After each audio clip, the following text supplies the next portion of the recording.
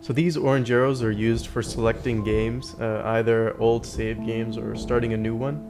The center button is then used for selecting that game. The right mouse button, if you hold it down, will let you control the camera, and that's pretty much the same throughout the game, whether you're in a vehicle or you're walking around.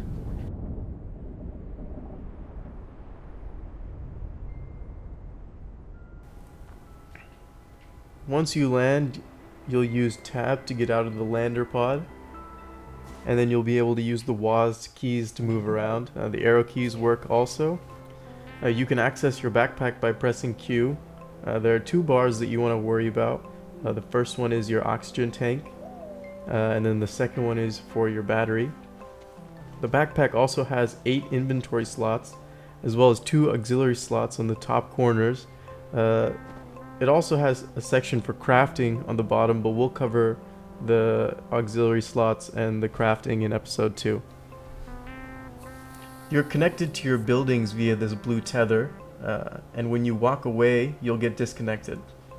Once you're disconnected, oxygen will start to deplete from your tank on your backpack, but when you come back into range, it'll fill back up again.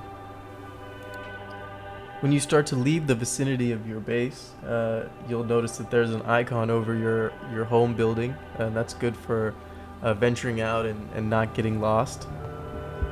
When you run low on oxygen, you'll get warnings at 50% and then again at 25%.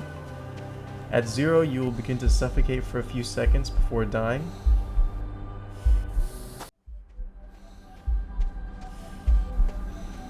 When you do die from suffocation, you'll be teleported back to the last building you were in, which in this case is the original landing ship.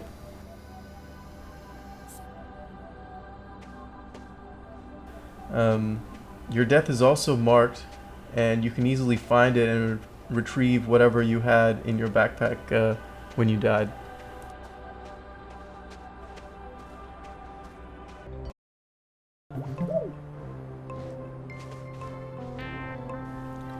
You can access the terrain tool by pressing E.